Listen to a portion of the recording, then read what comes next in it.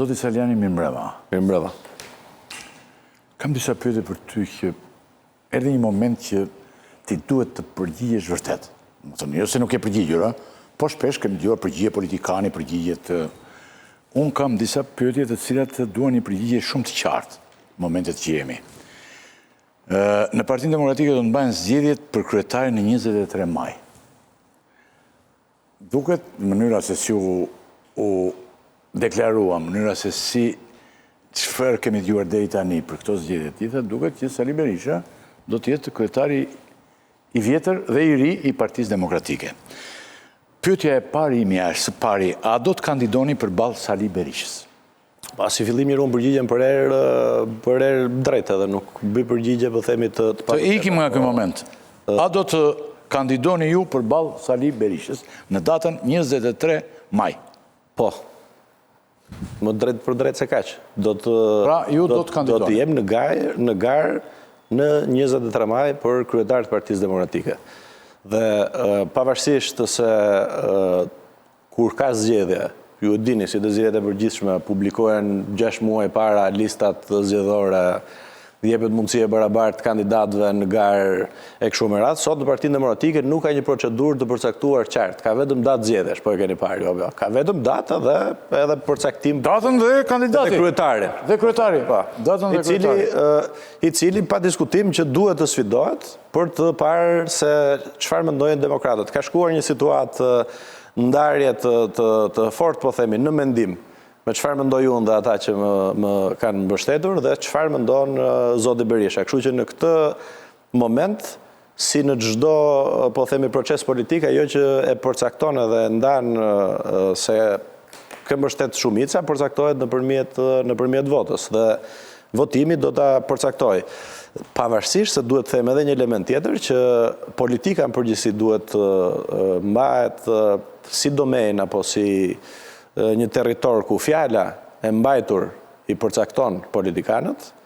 Zoti Berisha në vitin 2022 kur u rikthye për të marrë Partinë Demokratike, ju e keni dëgjuar, ka thënë që unë Edi Ramën do ta mund, Edi Rama nuk më vjet zgjedhjet, do të fitoj zgjedhjet lokale, do të fitoj zgjedhjet e përgjithshme, do heq non gradën, do rregulloj marrëdhëniet me ndërkombëtarët, deputetët do të zgjedhë antarësia dhe jo kryetari.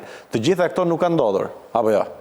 Ka ndodhur e kundërta e këtyre proceseve dhe ka vendosur një nen ku tha, pavarësisht se jemi në kushtet e një autokracie, Edi Rama nuk më vjet zgjedhjet dhe kryetari, që ta citoj neni 46.8, është një nen 46.8 i vendosur në statut prej zotit Berisha, ku thot që kryetari i partisë në momentin që Partia Demokratike nuk është forcë qeverisë pas zgjedhjeve të përgjithshme, e humbet mandatin me njerë dhe nuk ka të drejtë të rikandidoj.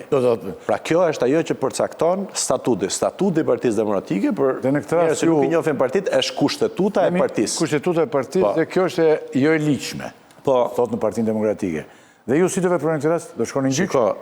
Unë nuk dua të jap avantazhin Ramës për ta futur Partinë Demokratike përsëri në një cikël përplasjesh ligjore dhe dërrim dyerve të gjykatave. Dhe dua të jap, po themi, procesit politik, sepse unë jam politike, duhet të zgjedh me mjete politike. Unë them, meqense se jemi në këtë ndarje, hajde bëjmë garë.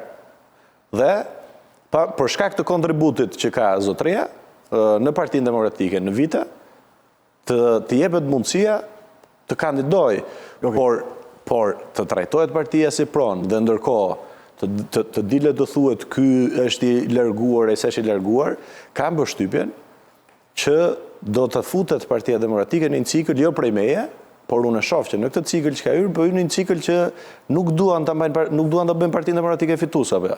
Po duan një Parti Demokratike që i shërben privilegjeve të shumë pak personave. Ndërkohë, të përvarojmë akoma më tej në kaq sa kemi dëgjuar.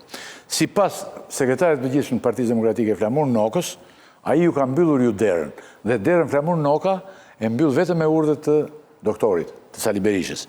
Ju nuk mund të kandidoni sipas Flamur Nokës dhe sipas Sali Berishës sepse jeni vetë përjashtuar. E merr seriozisht atë? Jo, po ata vendosin aty. Mirë, po bëjmë një pyetje serioze.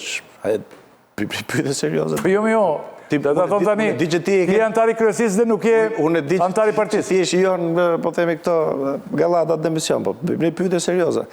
Unë jam antari kryesisë Partisë Demokratike, për të thërritur kujtesës së afërme heroi i Partisë Demokratike dhe martiri, apo jo, martiri fjalës lirë. A është kështu?